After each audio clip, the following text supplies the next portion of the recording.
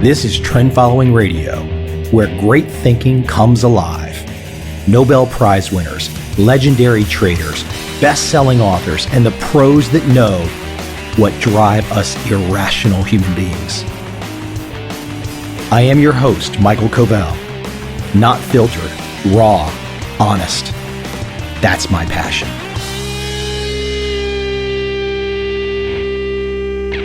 Ever since I got on a plane, leaving San Diego, February 2013, and spending the better part of the last 2 years in Asia, and a heck of a lot of countries, a ton of cities, that feeling of the Wild West, that feeling of being Indiana Jones, I just love it.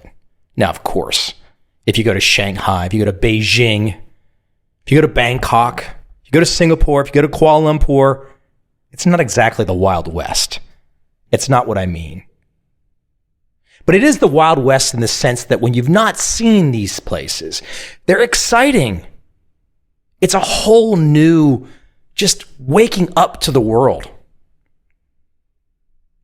I mean, if you have not been traveling, if you've not put your rear end on an airplane, and let's say you're based in Northern Europe, let's say you're based in the States, if you have not got on a plane and gone somewhere to Asia yet, what in the hell is wrong with you?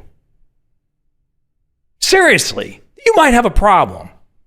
You have no excuse, zero excuse. It's about a 12-hour flight from either Washington or New York to Tokyo. You could stop there, and from there, it's another 5 to 7 hours to just about anywhere else in Asia. Yeah, that sounds like a long time. You're saying to yourself, guess what? Most people are sitting around watching 15, 20 hours of cable news every day. You can watch that on the damn airplane too. No excuses. With that introduction, I want to bring in my guest today, Gavin Serkin. He is the Bloomberg News Emerging Markets Editor-at-Large. And he's got a new workout called Frontier. He has a formula, and he's talked to a lot of emerging markets analysts and fund managers. And he's picked what he perceives as the 10 emerging markets of tomorrow. Look, this is not highly liquid futures exchanges trading the markets that everyone knows and trusts. No, this is going somewhere where things are changing dramatically. What am I talking? Romania, Myanmar, Vietnam, Saudi Arabia. All of these names bring up, there's 6 more of them, but all of these names bring up thoughts and imagery in our head. I've only been to one of the 10 emerging markets, and I've been all across Asia. It's a heck of an interesting read. He dives in and just sees on the ground going to these places. And I tell you what, clearly, when you hear his story about being in Egypt, you hear his story about being in Saudi Arabia, these experiences don't come cheap. And what I mean is, the man is risking some life and limb to go to some places. It's not always exactly 100% safe in the emerging markets of tomorrow. But listen, we're not about safety right now. We're looking to make an investment. We're looking to see if there's a way that one can play ball in these emerging markets. Look, I don't know how any of these emerging markets, except in a very crude, rudimentary, trend-following manner, could be traded. But if one is looking to take a flyer with a small percentage of their capital, it absolutely makes sense to look at some of these markets that you would never think of. Markets that you would just say, what? I'm putting my money there? A fascinating adventure. I'm jealous that he's got to go to all these places. I'm not sure I would go to all of them. But what a cool story. I hope you enjoyed this conversation with Gavin Serkin.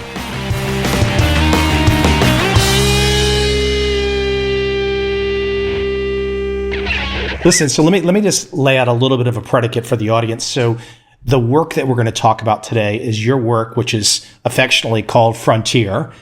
and you go into 10 different frontier countries, and I will rattle these off, and we're going to dive into a couple of them. We can't cover everything in a short time, but Kenya, Myanmar, Romania, Argentina, Vietnam, Nigeria, Egypt, Saudi Arabia, Sri Lanka, and Ghana.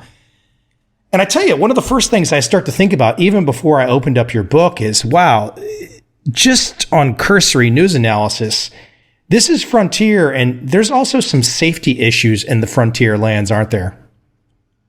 Yeah, huge safety issues. I mean, probably the most obvious one that we read from the headlines is violence. You know, Nigeria, for example, is a country that has been in the headlines for the Boko Haram atrocities that have killed thousands over the past few years. Kenya, we heard about the terrorist attacks from Al-Shabaab. In Sri Lanka, we've had skirmishes. You know, the civil war ended in 2009, but there's still been the hangover from skirmishes. And Myanmar is extremely troubled by its own ethnic tensions around the border regions. So, yeah, these are extremely challenged by violence and, secondly, by corruption. Many of these countries, Kenya, Nigeria notably, rank very poorly on groupings like Transparency International. So investors really have to go in with their eyes wide open, take these risks on board, and decide whether it's worth getting into some stocks. You know, you're not buying a whole country, you're buying some stocks, some bonds with these risks in mind. Yeah, these are not perfection. This is not Western Europe. This is not New York City. This is there are edges here that would cause some people to, frankly, and I'm curious to how many killings you witnessed. I know you witnessed at least one. Was it only one on this journey? Yeah, it was one. This was in Saudi Arabia, where I was coming out of a museum, strangely enough, because the museums have women's days, family days, and then they have men's days. And I read on the internet site that this was a men's day, so I could go into the museum, you know, bearing in mind this is a very segregated society still between the sexes. And the museum guard said, no, it's closed today to men. And I said, but it's on your website. It said it was open to men. So he said, well, come back in an hour's time. So I walked around for an hour in this town that was a suburb of the capital city, Riyadh. And there in front of me, a crowd was gathering, and there was a beheading going on right in front of my eyes there. And, you know, it's not something that people see every day in Saudi Arabia. You know, I think there was something like 76 beheadings last year. But, you know, this is the sort of environment that you're in where, you know, capital punishment does take place in a very visual way. In Nigeria, right from the start, when I was getting a cab with the fund manager, this rival cab company came up and started punching my cab driver because they wanted us to go with her company. Turned out the woman who landed the punch was actually pregnant. You know, these are countries where stuff happens. You know, it's not the typical meetings that you'll have in a sanguine environment. You know, this is challenges all around you. I was thinking about the Saudi Arabia example, and I was like, wow, that's just, I mean, I'm American. There's corporal punishment in America. I mean, they kill people in America for assorted crimes. And right now I can see in Southeast Asia, Indonesia is catching all kinds of flack because they want to kill a selection of drug smugglers into the country. I know Indonesia is not going to put that in the open for everyone to see. And I'm sure, I know many Australians are really, really mad about this. But there's something different about literally walking around the town and seeing the beheading. But it's different. But then again, is it different? So, I mean, if the government does this, I guess what I'm trying to say is it's shocking, and it was shocking to read it in your book, how you wrote it. But then I start to think about it, I'm like, well, but how many so-called westernized countries also do something similar? Maybe they just don't do it with the same bloodlust, so to speak. Yeah, I think it's telling, and the reason why I included it in the book is it's telling about the society that you're going into as an investor. Bearing in mind, Saudi Arabia is a massive market for investors. It's just about to open up. June 15th is when the stock exchange will open for the first time to foreign investors. And investors have to be aware with this very tempting market, a massive oil-driven economy, that society is very different. And that beheading, to me, more telling than the beheading itself was the reaction of the man in the street that I spoke to afterwards. This was a guy who I'd seen talking to the authorities, so I thought he must be in the know. And I asked him what the man had done wrong, and he said he was a very bad man. He was found with alcohol. You know, I was trying to hide my my distress at hearing this, that this was the sum of his crime. And I asked him a bit later, so nothing else, that, you know, he wasn't dealing drugs or anything like that. He said no, but he was an extremely bad man, somebody we don't want to have around here. You know, the fact is, this was a Pakistani guy. By the law of averages, he probably didn't have great access to any representation. Outside the police station down the road, you see old men on typewriters that are trying to do formal letters for people that are indicted that need formal representation. That's the extent sometimes that it goes to. It's a society where you have to take on board the fact that society is very intolerant of many of the things that would be seen as perfectly normal in the US or in Europe. Society is very split between the genders, but things are changing very quickly. So with the opening of the stock exchange, this is about the fourth in line of a series of developments that Saudi Arabia has gone through, and really economics is driving this. So, you know, at the bottom of this push is the fact that Saudi Arabia knows that it can't continue to rely on oil in the way that it has. You know, Citigroup is one of the banks that predicts by 2030, Saudi Arabia could even end up being an oil importer because of the amount that it's actually consuming domestically. And so there's an awareness that they've got to diversify the economy. Now, that started with trying to get Saudis actually working for a living, rather than a huge amount claiming what by any other country standards are extremely generous benefits, and also their families are often extremely wealthy. And the government is saying, this isn't how we need the young in society to develop. We need people to be getting jobs. And then that spread to the female section of the population. You know, the men were encouraged to work, and then the women. And this was a real turnaround because, you know, men and women having face-to-face contact in a work environment was hitherto unknown. So, you know, I went to a bookstore where they were just hiring the first female saleswoman who would be on the floor serving books to men. And, you know, it's a complete turnaround. So, yes, society is very different.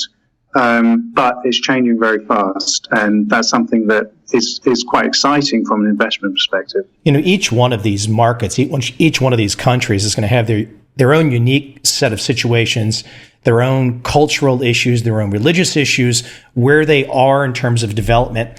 Now, I'm calling you from Saigon today, and I'm really close to the famous French cathedral that was built a long while ago, right in the heart of District 1.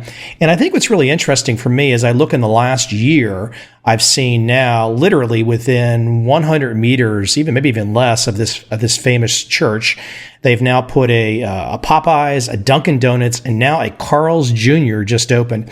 And one of the ways, and I'm curious if you see this too, when I think about these frontier markets, and I've only been to one of your 10, but when I think about these, and if I'm trying to describe what's happening to the rest of the world, it's kind of like thinking everybody wants to get to the same place, and the same place are essentially malls and restaurants and buying everything and eating everything. That seems to be the ultimate end goal, and that's going to happen through a combination of well-known Western brands that the local economies can't replicate, which will move in, like I just described in Vietnam, and most likely an assortment of state-run industries that either stay state-run or get privatized, and those might be something as simple as like a milk producer or eggs or whatnot. Maybe we have something in the states that are well-known names that do these things, but that's essentially what's going on in all of these economies, right? Yeah, and nowhere more so than where you are right now in Vietnam. It's it was extremely apparent to me as well that the contradiction there between what you see, the very glossy malls that are just popping up, and it's a relatively new phenomenon in Vietnam. You've just had these malls coming up in the last couple of years, and when we were there, I was there with Mark Mobius. We were looking at people in those shopping malls, and people can't afford at the moment to buy the stuff, but they look, and that plants the seed of consumerism in a population that one day in the future will be able to afford that stuff. And you plant the idea that somebody wants to get that handbag, get that car, and that pushes them to earn that money to get that good. And that's a very powerful marketing message that you've instilled right there in that person. And it's such a contradiction because you see these communist buildings that are the centers of power, and right next door you have one of these retail capitalist outlets, such as the ones you were describing. But then you look at what Vietnam's doing itself, and one of the biggest companies is Vinamilk, which is a massive dairy producer, and they're exporting to about 20 different countries right now. We went to their factory, and almost all of the factory is automated. You've got these automatons moving around massive boxes, loading in this storage area that goes up probably 10, 15 stories high.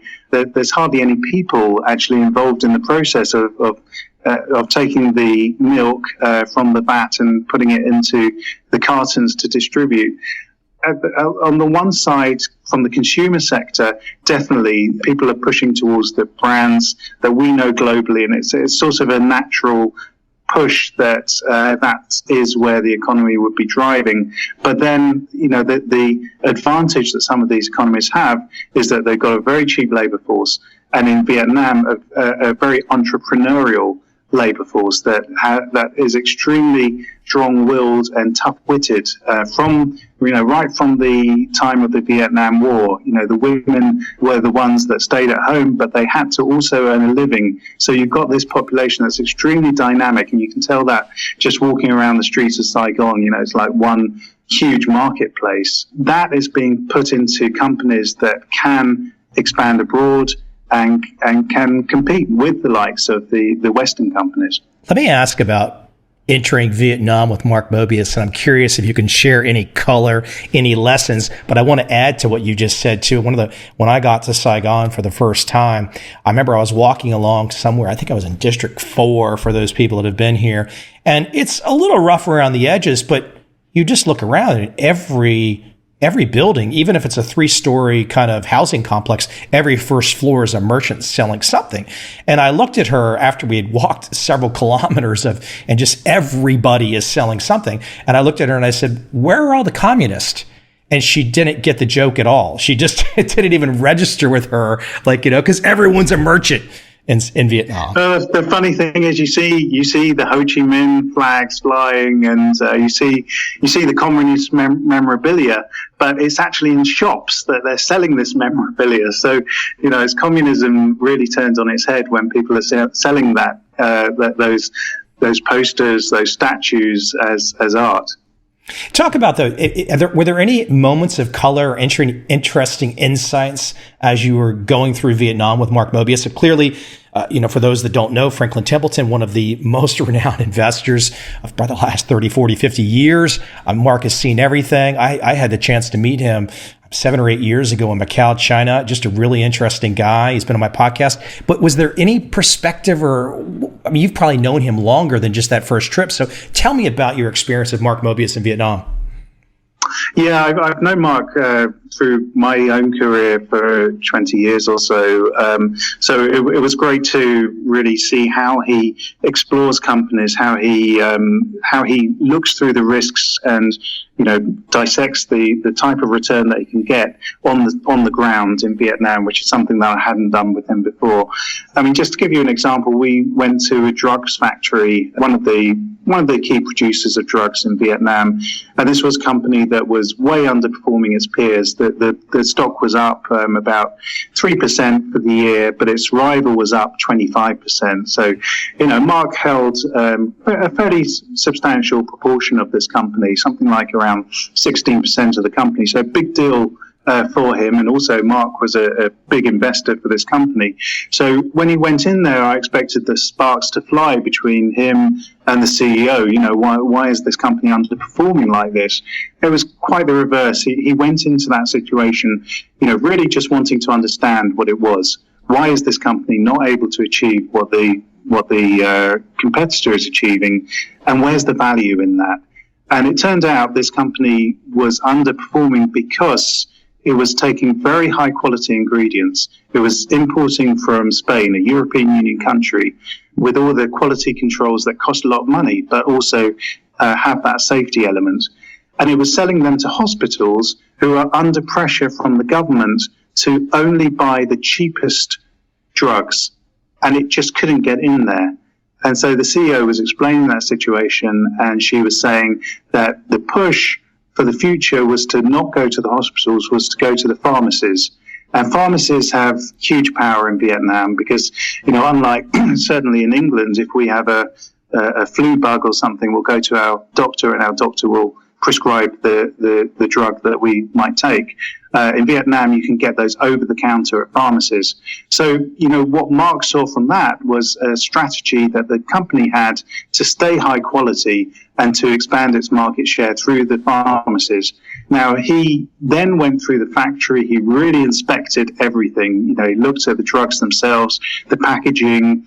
We watched for quite a long time one of the factory floor operators who were turning over the drugs as they spewed out of the machine, looking at the quality, looking at how nicely coated they were, if they were all the same color red.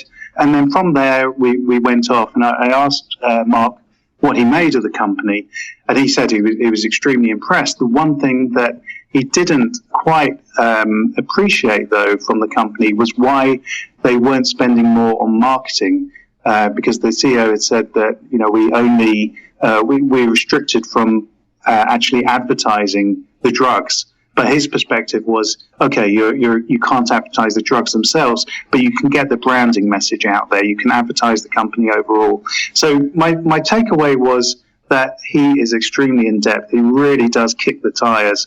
Whereas other fund managers will cram in maybe 5, 6 companies in a day. He'll pick 2, but he'll do those in such detail that he gets the value out of the company.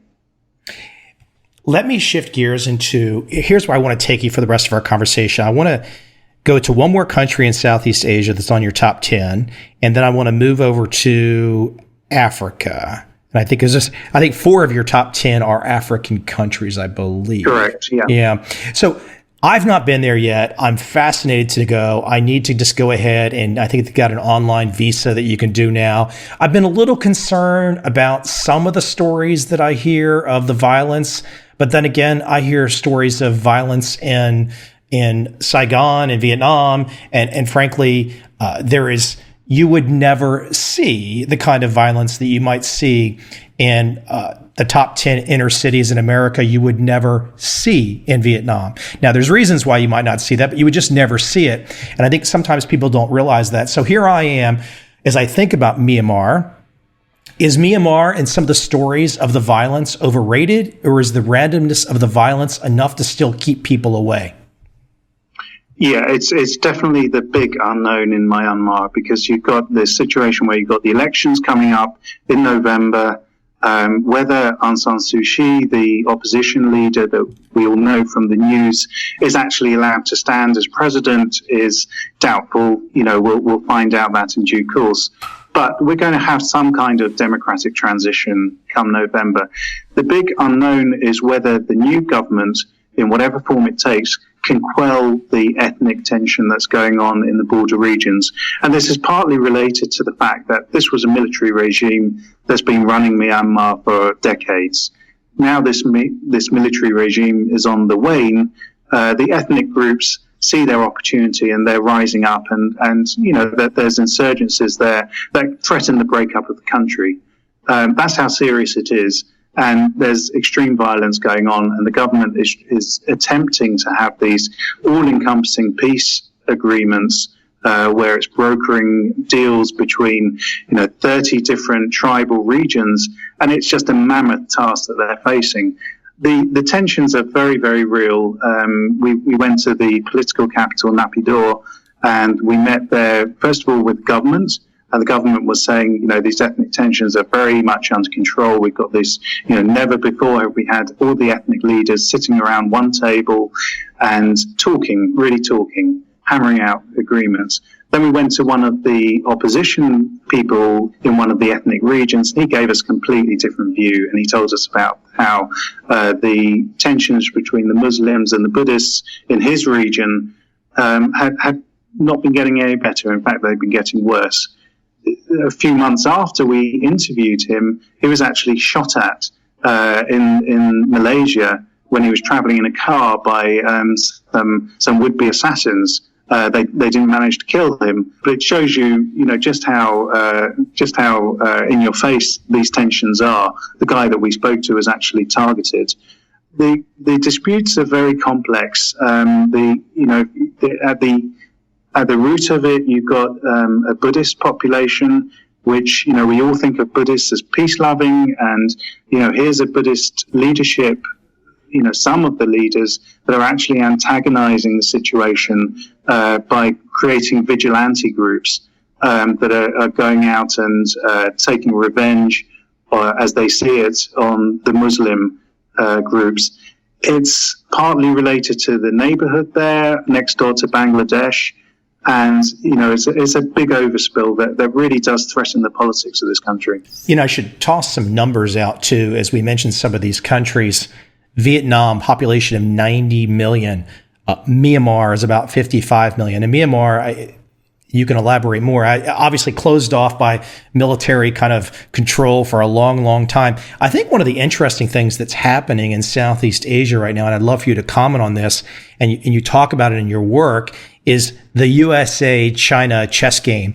Now, one of the reasons, and I bring it back to Vietnam for 1 second, one of the reasons that the Vietnamese-American relationship is at its strongest point in 40 years is not necessarily because Vietnam wants to have that great relationship with America. I'm sure they do and all that, but it's China. And so there's that constant, everybody is balancing. And I think the same thing is going on in Myanmar, is it not? Yeah, absolutely. It's going on throughout the whole region, as you show with that picture. What's going on in the South China Sea, what some US people are calling the Great Wall of Sand that's being created in the ocean around the disputed Spratly Islands, is something that has the potential to become a much bigger issue.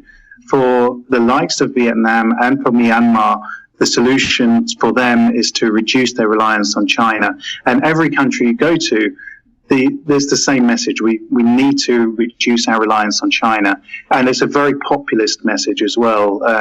Another country in the book in that region is Sri Lanka. And, there's huge animosity on the streets to the amount of reliance that Sri Lanka has on China. China's building huge construction developments, and the people are, a little bit wary of this. How much control is China going to take over the economy, over the cities, when they've got this big physical presence there? And, from exports, if you look at a country like Vietnam, it's something like 90% of exports go to China. It's hugely reliant on China, and it doesn't work both ways. China just isn't reliant at all on Vietnam. So, there's an understanding that these countries have to develop other economic links, and one of those is the ASEAN community. And if you think about what's happened with the European Union, okay, things aren't going too great at the moment, but in the early days of the European community, what you saw was an integrating of economies where, everything from, say, aviation just suddenly started to become much more integrated. So you could take a flight from London to Lisbon without any problem, direct flights. And one broker that I spoke to in Vietnam was looking forward to being able to travel from Vietnam, from Ho Chi Minh City, where he was, to more remote places in Thailand, a short crow's fly away within a day, whereas at the moment it would take him a good amount of traveling to get there. So you are seeing alternatives to China pop up, and it's not just the US, it's also inter-regional trade.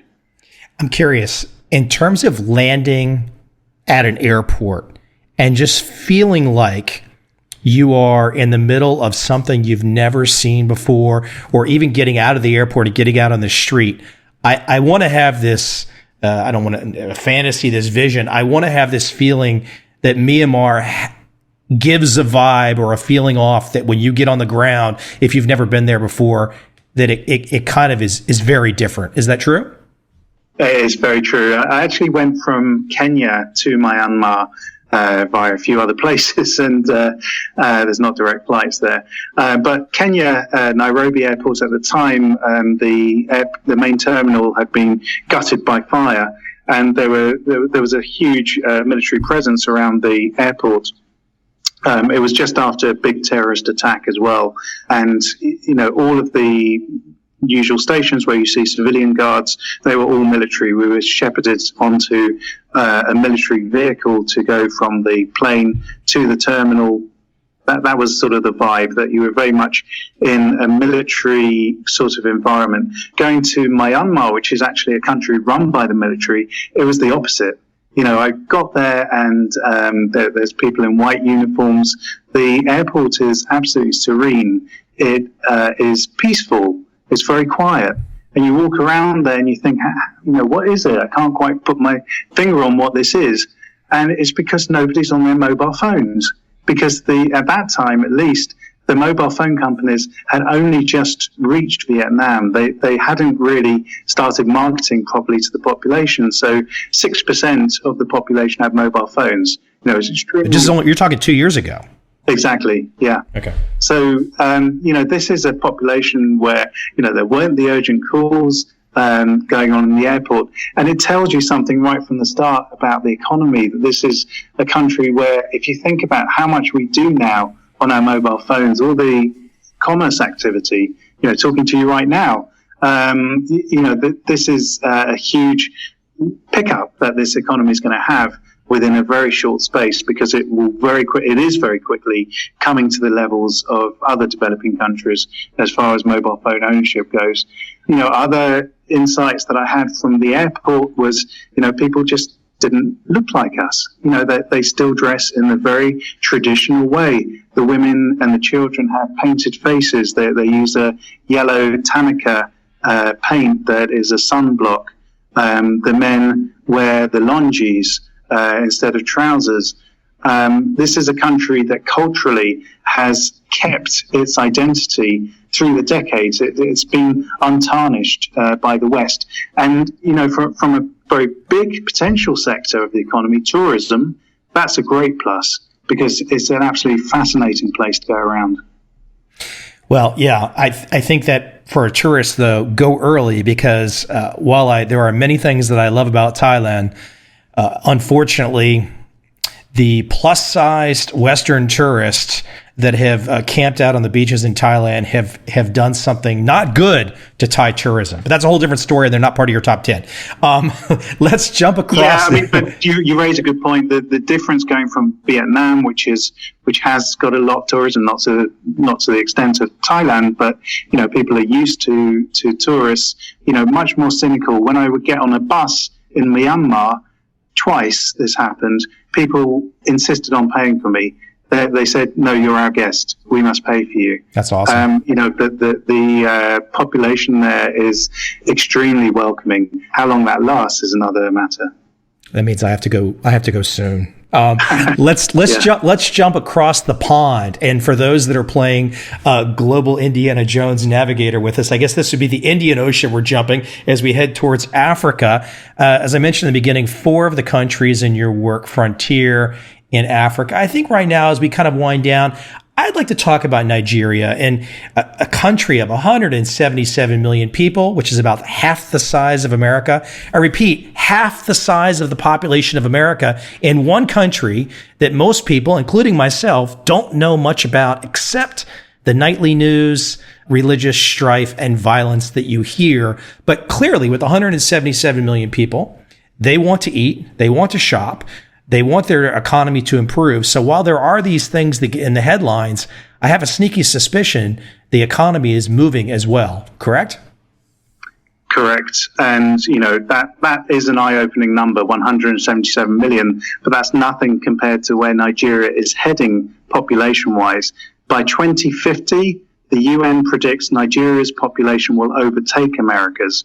It will become the third biggest nation on the planet after India, China, Nigeria, in that order. Wow. And, if you think of the consumer potential from that, if you think of the economic potential from that, bearing in mind this is a country not just with oil, with huge mineral resources, that with a system that is very imperfect, right? The election was delayed by 6 weeks because of ethnic fighting in the north with Boko Haram. Corruption, as we mentioned before, is on a level that's among the highest of the countries. But it has these things going for it, which are demographic dynamics. The population is not just growing; it's an extremely young population. So the proportion of people under 15, so that the future workforce is among the highest in the world. And that's what investors are looking very closely at. They're looking at this population and whether the economy can diversify enough that it can really make best use of this population that's rising up. Nigeria comes the closest to having the sorts of characteristics that we associate with the BRIC economies of the past, with Brazil, Russia, India, and China. Those are all countries that were identified as being potentially strong economies 20 years ago because they had that big dynamic population. The same is the case with Nigeria. What's really interesting, too, when you look at a map, and I've just pulled one up, you look at the map of Africa, Nigeria, kind of in the middle of the country to the west, and it's not sharing a border with Libya. It's not sharing a border with Egypt. It's not sharing a border with Somalia and some of the kind of even more well-known hot areas. But why don't you talk about Nigeria and the on-the-ground, because I pretend I'm a complete noob, and since I've not been to Nigeria, I am. But right now, obviously, Libya is tearing apart. I have a feeling Somalia is not a fun place to visit. So, but on the streets of Nigeria, paint a picture for me. What are we seeing when we get out of the airport and heading down the streets in Nigeria? What you're seeing in Lagos is an extremely dynamic place. You're in Vietnam right now, and the feeling of Vietnam isn't too different in many respects from Nigeria. It has that entrepreneurial spirit. You see market stalls everywhere. You see people wanting to sell you stuff all the time. And that entrepreneurial spirit, unfortunately, spills over to violence a lot of the time because there's just no law and order. I mentioned before the policeman that was trying to take this bribe from us. There's just no controls over what people do in any kind of homogenous way. And so you have it's what I call it in the book, the Wild West, because you do have this entrepreneurial spirit, but, complete breakdown of law and order. Looking overall at the country, you had a very, very tense situation in the last few months where Boko Haram was actually seizing caliphates, was taking its own land.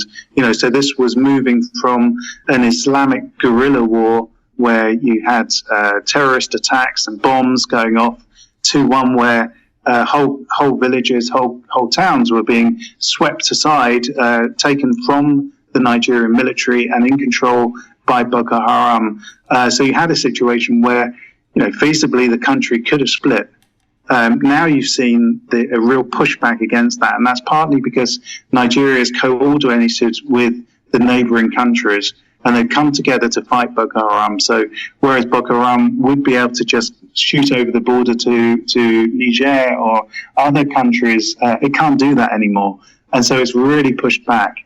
In terms of on the streets, there's an excitement. There is a feeling that Nigeria is on the rise. I went from one slum area called Makoko, where it's extremely poor. This is a place where it's actually built.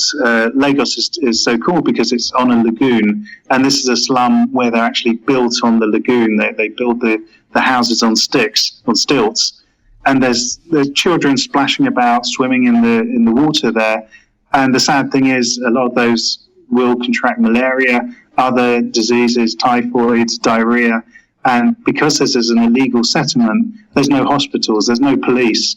And so these, some of these children tragically will die because of that.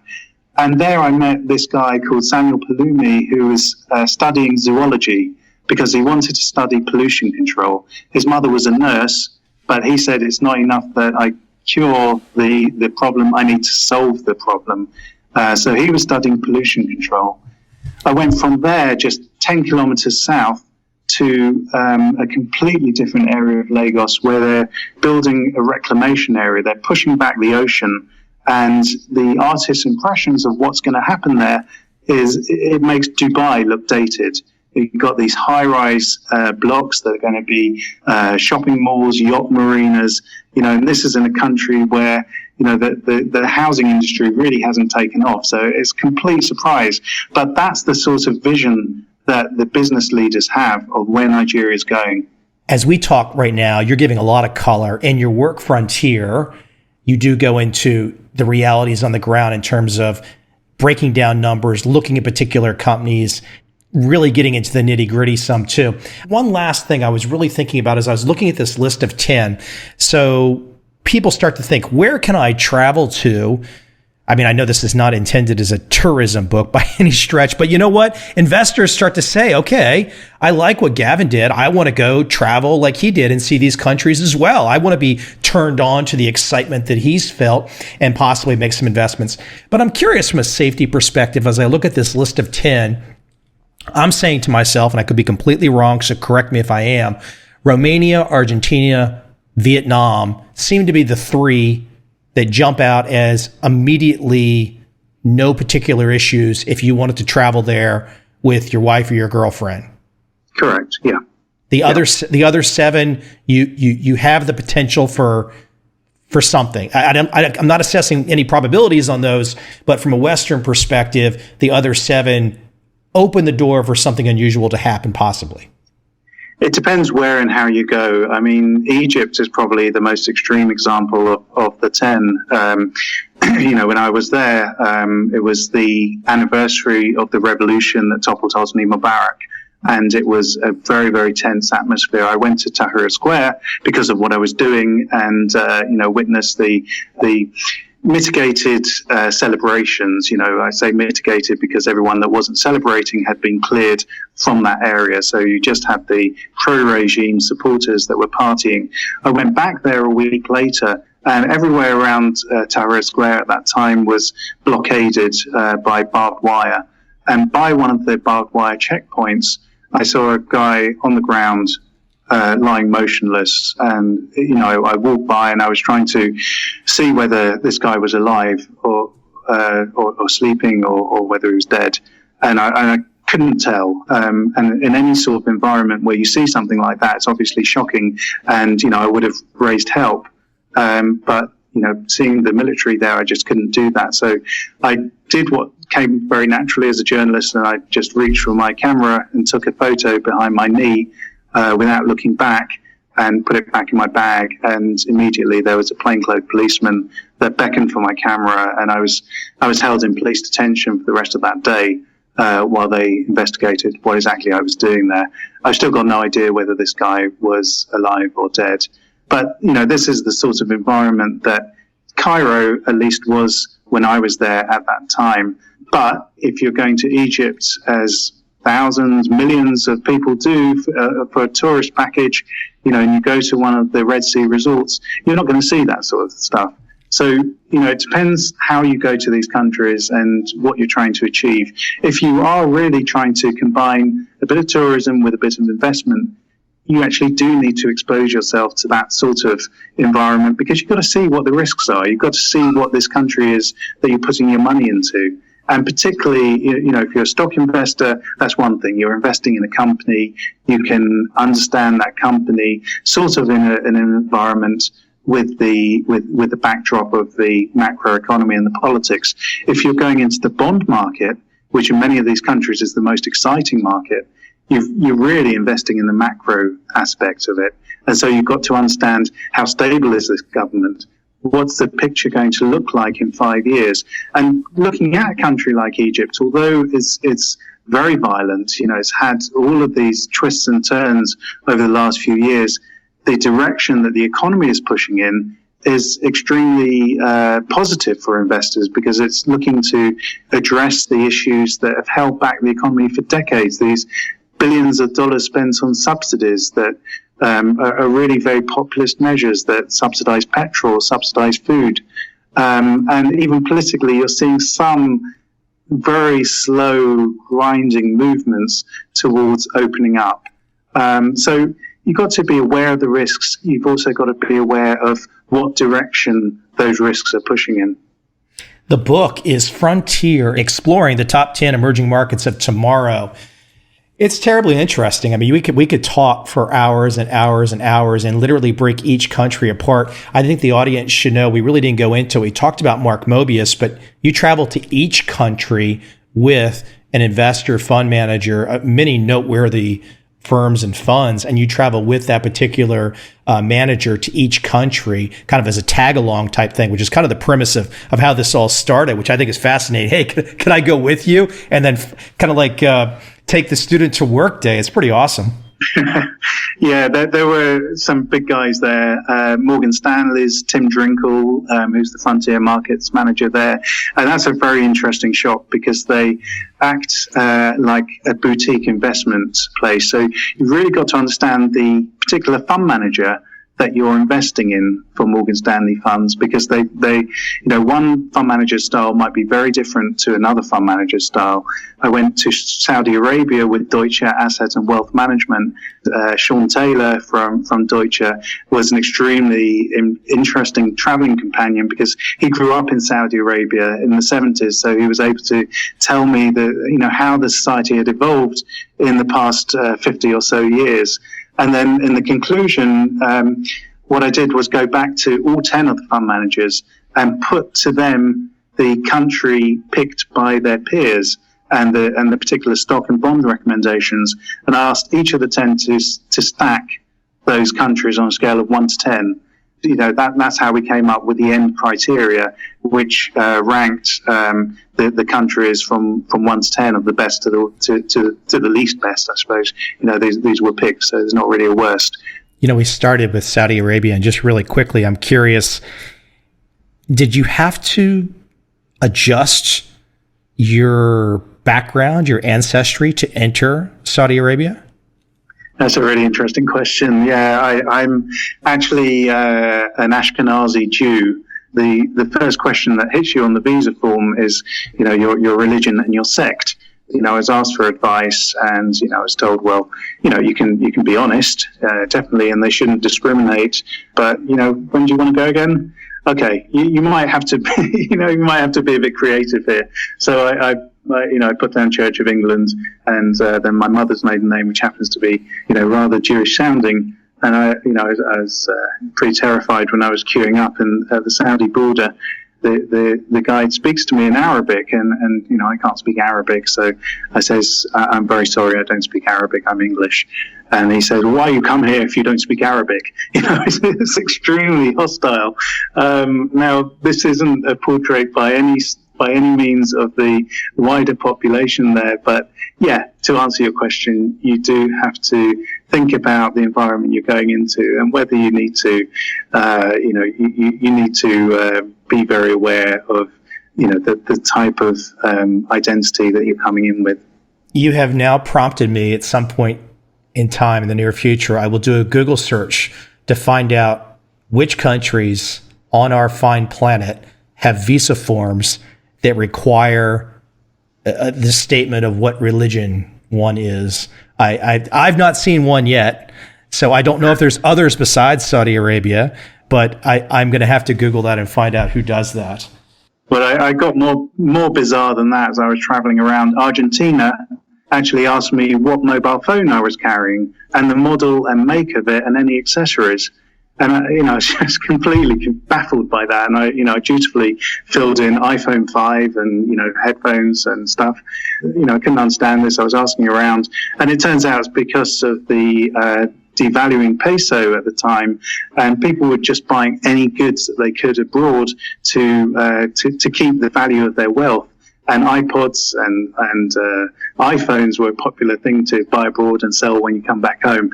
And the government was trying to put the lid on that. A proxy for cash, huh?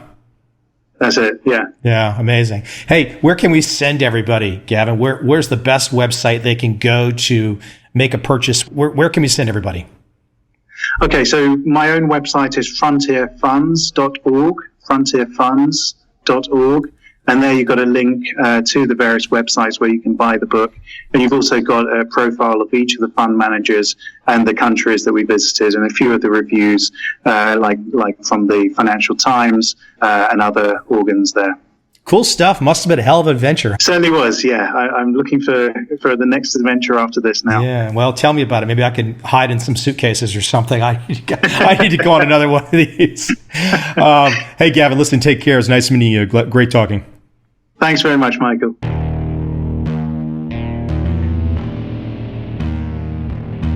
I see a time when those awake will understand how to make money in up, down, and surprise markets. Whether new trader or experienced, college student or financial advisor, protecting against a crash or just trying to make a lot of money, trend following offers everyone an answer in uncertain times. To get started immediately, send me an email, michael@covel.com. I will send you the right trend following steps to take along with my free video. But if you want to buy and hold, trust the government and trust Wall Street, this is absolutely not for you.